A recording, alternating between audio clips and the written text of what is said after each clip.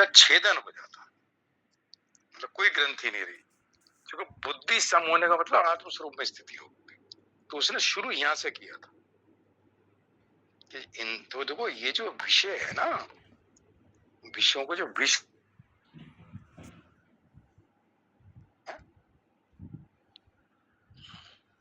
तो भगवान ये कहते हैं कि इसके द्वारा ही हम संसार के चक्र में पड़े हुए हैं।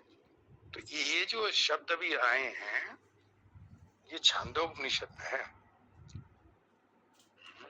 उसमें था कि जब तो यहां से किया था विषयों से, इंद्रियां विषयों में बिना राग के, बिना भोग बुद्धि के, केवल शरीर निर्वाह की बुद्धि रखता है। शरीर के निर्वाह के लिए हम विषयों की आवश्यकता नहीं, शरीर का निर्वाह नहीं हो सकता। उसको खाना पीना, क्षुधा पिपासा सब शांत करनी है, निद्रा, तो उसमें लेकिन उसकी आसक्ति नहीं, अनासक्त भाव से विषयों का सेवन करता है। उसमें न राग है न द्वेष है। चूंकि राग द्वेष से रहित जब व्यक्ति होगा तब बुद्धि समता में जाएगी, द्वंद्व से छीन होने। तो कहता उसका इंद्रियां जब निर्विषय होती हैं तब मन निर्विकल्प कहा है। चूंकि इंद्रियों में विषयों में राग द्वेष नहीं है तो मन में संकल्प विकल्प कम आएंगे, और जब मन निर्विकल्प होता है, इंद्रियां निर्विषय होती हैं, तब बुद्धि इसको सम कहा है। मतलब तब बुद्धि जो है आत्मस्वरूप में लीन होती है, और मन निर्विकल्प होता है तब आत्मस्वरूप में लीन होता है। मन और बुद्धि जो भगवान ने 12वें अध्याय में कहा, तो मन बुद्धि तो मुझ में निवेश कर दे, मतलब मन बुद्धि का तुम मुझ में लीन कर दे। जब मन बुद्धि तेरी लीन हो जाएंगी तो तू और मैं एक हो जाएंगे, तो बुद्धि सम हो जाती है। सम बुद्धि आत्मस्वरूप में स्थिति है।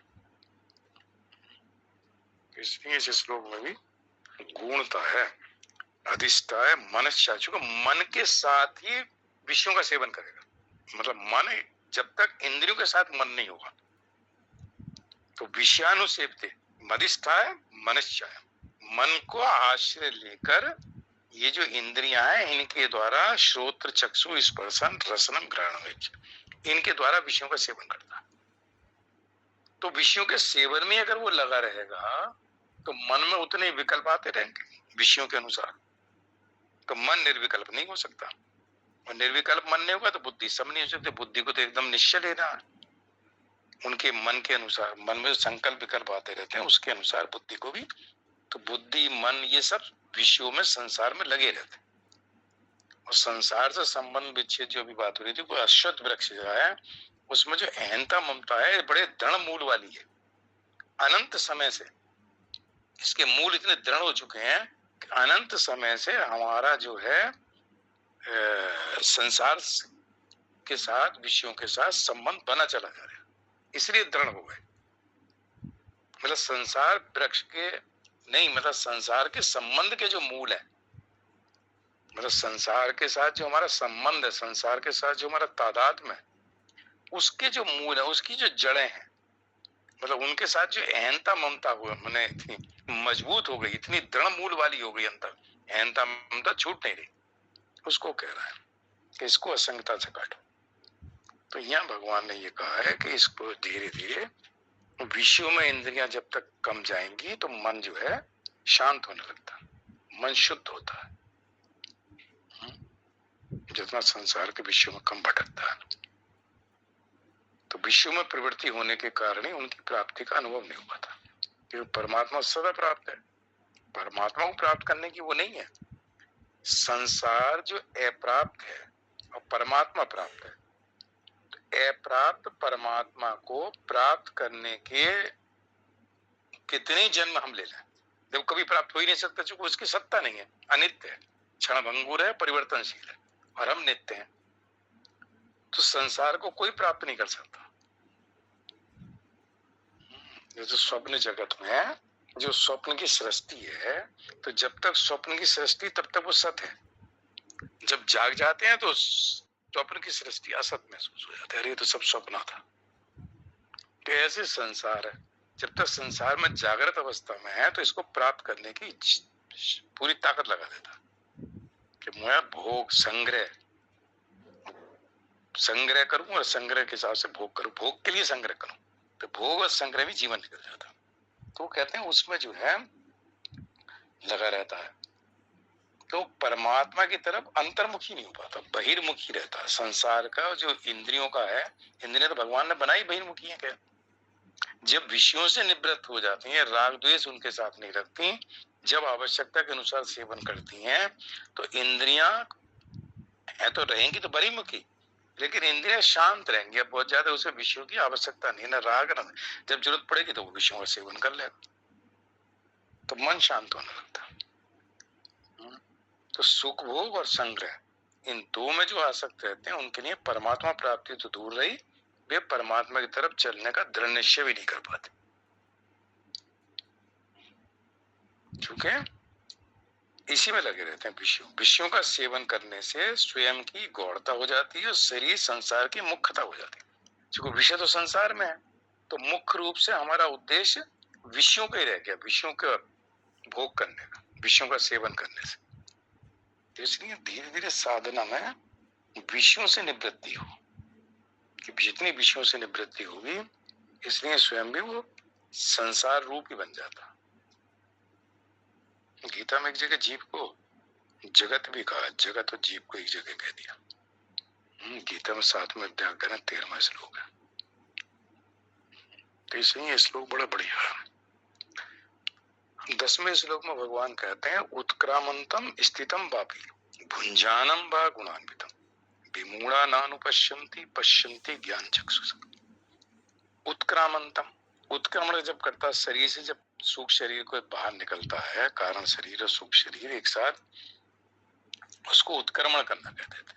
उत्क्रामंतम, शरीर को छोड़कर जाते हुए, स्थितम वापी, दूसरे शरीर में स्थित हुए, अथवा भुंजानम, विषयों का भोग करते हुए, गुणान्वितम, गुणों से युक्त जो जीवात्मा है, इसको विमूढ़ा नानुपश्यन्ति, मूढ़ मनुष्य नहीं जानते।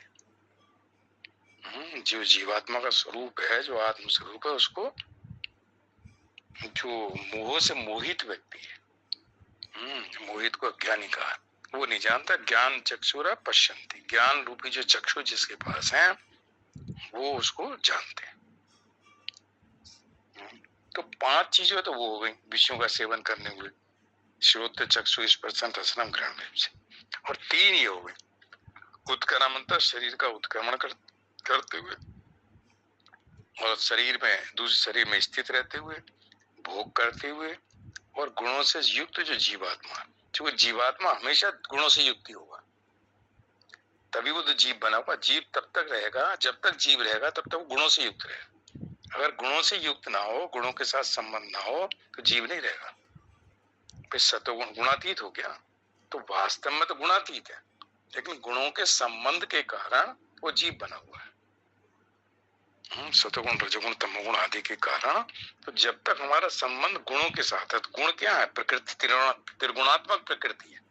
प्रकृति के 3 गुण है, तो तीनों गुणों में से, तीनों गुणों के साथ या किसी एक गुण के साथ जब तक हमारा संबंध रहेगा, तब तक किसी न किसी योनि में आवागमन होता रहेगा, क्योंकि तब तक हमारा संबंध प्रकृति के साथ। तो गुणान्वितान, गुणान्वितान कहा कि जो गुणों से युक्त है, जीवात्मा के स्वरूप को कहा गुणान्वितान। तो देखो, केवल गुणों के साथ संबंध के कारण ही योनियों में आ जा रहा है। तो स्थूल शरीर को छोड़ते हुए जीव जो है सूक्ष्म शरीर को, कारण शरीर को साथ लेकर प्रस्थान कर देता है। मतलब सूक्ष्म शरीर एक तरह से गमन सूक्ष्म शरीर का ही होता है, लेकिन सूक्ष्म शरीर के साथ उसने अपना संबंध बना लिया, इसलिए जहां सूक्ष्म शरीर जाता है उसके साथ साथ वो, उसका जो अंतर का भाव है चिदाभास, वो कहता है यहाँ में गया, इस योनि में गया है। जैसे हम आ जा रहे हैं अभी इस शरीर में बैठे हुए, तो वो कहते हैं स्थितम भा। और जिस प्रकार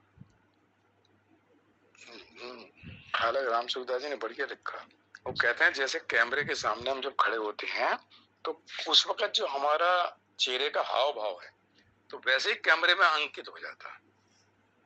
मतलब लास्ट में जब उसने बटन दबाया कैमरे का, तो उस वक्त जो हमारा फेस पे जो एक्सप्रेशन है, वैसे ही फोटो आ जाएगा। मतलब उससे पहले हम मुस्कुरा रहे थे और ठीक खड़े थे, लेकिन जब बटन दबाया तो किसी वजह से हमारे चेहरे पे कोई दूसरा भाव आ गया, तो वैसे फोटो आ गया जो कैमरे में क्लिक करते समय जो हमारे चेहरे का भाव था। तो यहाँ भगवान ये कह रहे हैं कि जैसे हम वैसे ठीक ठाक थे, लेकिन मृत्यु के समय जो भाव हमारे अंतकाल में जो भाव आया, उसके हिसाब से शरीर मिला।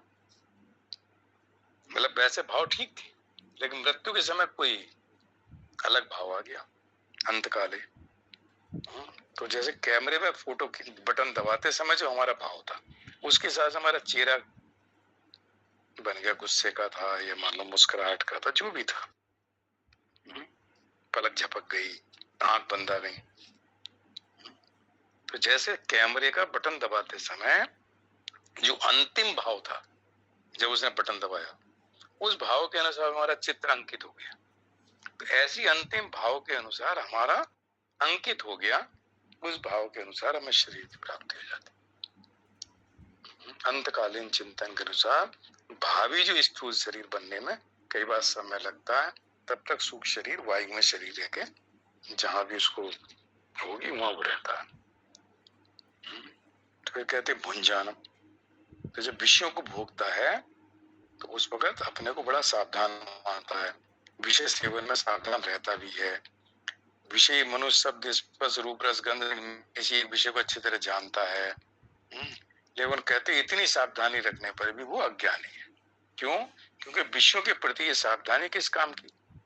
मरने पर तो हमें ऊपर के नीचे के लोकों में ले जाती है। विषयों के साथ जो हमारा संबंध है उसमें हम कितना भी सावधान है, सावधान मतलब उन विषयों में राग हमारा द्वेष कम हो जाए तो हम किसी तरह से निकल सकते हैं। एक शब्द ये कहते हैं कि जीवात्मा संसार के संबंध से महान दुख पाता है और परमात्मा के संबंध से महान सुख पाता है। जब तक संसार के साथ संबंध है तो परिवर्तन होता है, कभी अनुकूल परिस्थिति आती, कभी प्रतिकूल परिस्थिति आती, कभी सुख आता है, कभी दुख आता है। और परमात्मा चूंकि वो सम रहता है, निर्दोषम ही समम ब्रह्म, तो सम रहता है तो एक सही रहता है, वो सतचित आनंद है। जब आनंद स्वरूप परमात्मा के साथ संबंध बनता है तो अनंत अखंड आनंद ही आनंद है।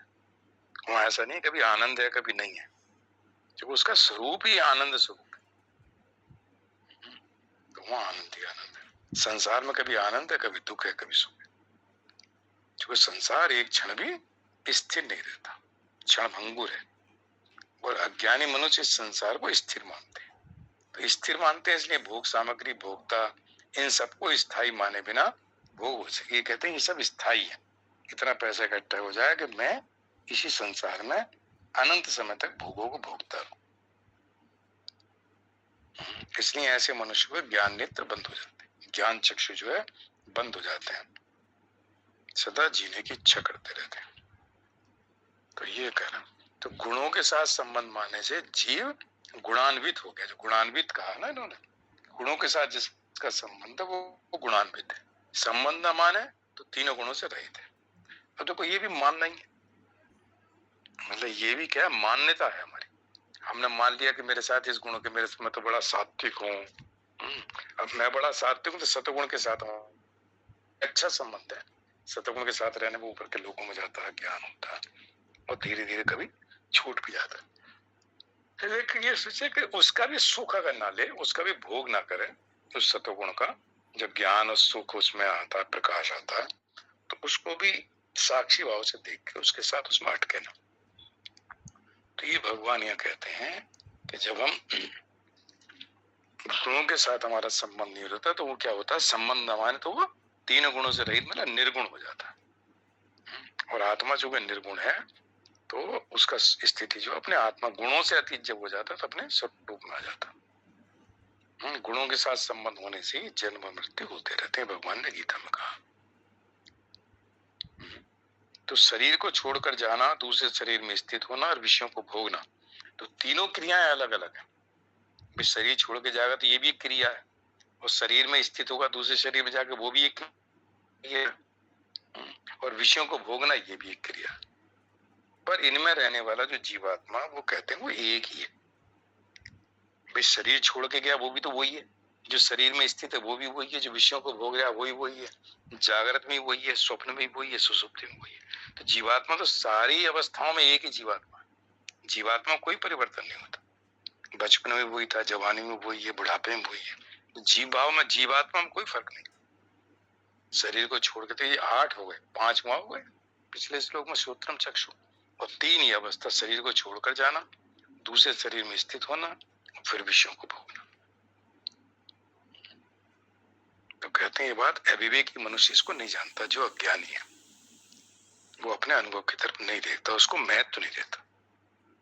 तीनों गुणों से मोहित रहने के कारण व्यक्ति को कहा है अज्ञानी, कहा है मूढ़, कहा है, ये कहते हैं बेहोश रहता, मतलब परमात्मा की तरफ से इसको कोई होश नहीं। संसार में तो पूरा होश है, लेकिन परमात्मा की तरफ से बेहोश है, पूरा माया से रचा पचा, माया ने उसको अपने कब्जे में ले रखा। जीवात्मा किसी भी अवस्था के साथ निरंतर नहीं रहता, ये सबका अनुभव है। अर्थात निर्लिप्तता स्वतः सिद्ध है, मतलब कभी एक नहीं रहता। स्वप्न में अलग है, मतलब जीव एक ही है, लेकिन अवस्थाओं में परिवर्तन होता रहता। तो ये जो 8 क्रियाएं हैं, 5 सुनना, देखना, स्पर्श करना, स्वाद लेना, सूंघना, और शरीर को छोड़कर जाना, दूसरे शरीर में स्थित होना, विषयों को भोगना, 9वें और 10वें श्लोक में जो है, इन 8 में कोई भी क्रिया निरंतर नहीं रहती। कभी सुनना है, कभी देख रहा है, कभी कुछ कर रहा है, तो निरंतर तो हम सुनते ही नहीं, निरंतर हम देखते नहीं। तो हर क्रिया परिवर्तन होता था क्रियाओं में, कुछ देर सुना, कुछ देर देखा, कुछ देर सूंघा, कुछ देर सोए। तो इन क्रियाओं में परिवर्तन रहता है, लेकिन स्वयं निरंतर रहता है। क्रियाएं 8 हैं, पर इनमें स्वयं एक ही रहता है, इसलिए इनका आरंभ और अंत का ज्ञान होता है, वो स्वयं नित्य रहता है। शरीर का, पदार्थों का, हर एक भोग का संयोग होता है और वियोग होता है। अनेक अवस्थाओं में स्वयं एक रहता है, और एक रहते हुए अनेक अवस्थाओं में जाता है। मतलब हम एक ही हैं, अवस्थाओं में आते जाते रहते हैं, जागृत, स्वप्न, सुषुप्ति, कभी विषयों का भोग। तो एक रहते हैं, इसलिए हमें सब अवस्थाओं का अनुभव होता है। ये भगवान यहाँ बढ़िया करके समझा रहा है। विमूढ़ा नानुपश्यन्ति में कहते हैं कि मूढ़ लोग जो अज्ञानी हैं, भोग और संग्रह में इतने आसक्त रहते हैं कि शरीर आदि पदार्थ नित्य रहने वाले नहीं, ये बात सोचती नहीं कि ये नित्य नहीं रहेगा, छूटेगा एक दिन। ये उनके मन में कभी ऐसा विचार ही नहीं आता। भोग भोगने से क्या होगा, इससे तो अपना ही शरीर छीण हो रहा है, इंद्रियां छीण हो रही हैं, इतना भोग भोग चुका हूं, ऐसे कभी विचार उनके मन में नहीं आते। तो इसको कहते हैं कि जैसे 3 तरह के आहार बताएं, सात्विक आहार, राजसिक आहार, तामसिक आहार। तो ये कहते हैं सात्विक आहारी जो व्यक्ति है, जो सतोगुण से युक्त है, वो आहार करने से पहले उसके परिणाम के बारे में विचार करता है कि ये दुख देने वाला तो नहीं है, आयु बढ़ेगी, बल बढ़ेगा, आरोग्य बढ़ेगा, ऐसा विचार करता है। ऐसा भोजन करने से पहले रजोगुण व्यक्ति जो है पहले भोजन करता है और परिणाम बाद में देखता है कि परिणाम क्या है। और तमोगुण वाला व्यक्ति परिणाम के बारे में विचार ही नहीं करता। तो तमोगुण जो मोह है, जो अज्ञान है, तो अज्ञानी व्यक्ति जो है कभी भी क्या परिणाम होगा इस संसार में रचे पचे रहने से, भोग और संग्रह का, इसके बारे में विचार नहीं करता। इसलिए उसको अज्ञानी मोहित कहा है।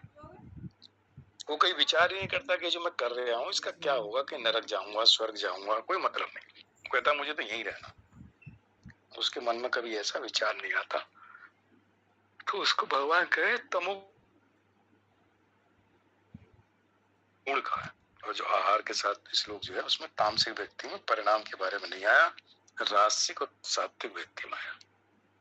इसी प्रकार यहाँ विमूढ़ा नानुपश्यन्ति देकर भगवान कहते हैं कि जो मोह से ग्रसित है वो मनुष्य तामस है, और तमोगुण व्यक्ति की मृत्यु के बाद में अधोगति होती। तो जो व्यक्ति को केवल भोग और संग्रह में लगा रहता है, उसके परिणाम का विचार नहीं करता कि मृत्यु के बाद क्या होगा, किस योनि में जाऊंगा, तो उसको कहा है कि ऐसा व्यक्ति तामसिक है, अधोगति उसकी हो जाती है। जो मनुष्य शरीर मिला था अपने आप को जानने के लिए, अपने आप को पहचानने के लिए, मेरा स्वरूप क्या है, इस विषय में संसार क्या है, परमात्मा क्या है, मैं कौन हूँ,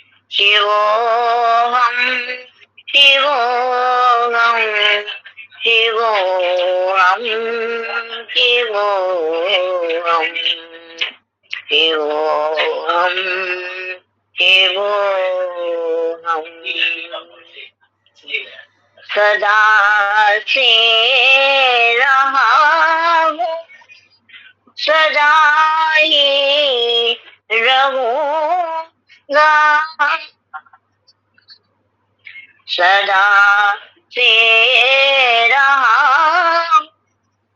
सदा ही रहूँगा स्वयं हूँ प्रणव में यही सच कहूँगा स्वयं हूँ प्रणव में यही सच कहूँगा स्वयं से प्रभासित नहीं छू सके तम स्वयं से प्रभासित नहीं छू सके तम शिवोऽहं शिवोऽहं शिवोऽहं शिवोऽहं शिवोऽहं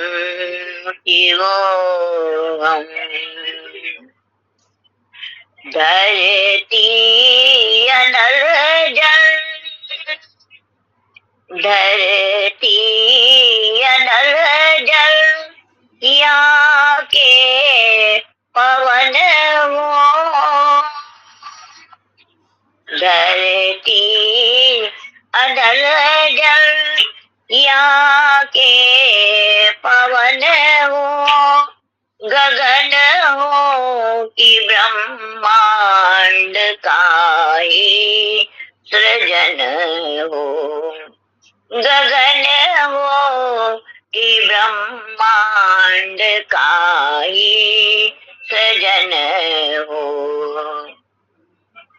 कण कण में हो मैं विषम हो किया सम कण कण में हो मैं विषम हो किया सम शिवोऽहं शिवोऽहं शिवोऽहं शिवोऽहं शिवोऽहं शिवोऽहं अजर हूँ अमर हूँ अजर हूँ अमर हूँ अजन्मा चिरंतन अजर हूँ अमर हूँ अजन्मा चिरंतन माया हूँ काया हूँ जड़ और चेतन माया हूँ काया हूँ जड़ और चेतन सकल प्राणियों के प्राणों का सरगम शिवोऽहं शिवोऽहं शिवोऽहं शिवोऽहं शिवोऽहं शिवोऽहं कई कोटि रवि की घनीभूत ज्वाला कई कोटि रवि की घनीभूत ज्वाला ग्रहों तारकों की जो सुंदर सी माला ग्रहों तारकों की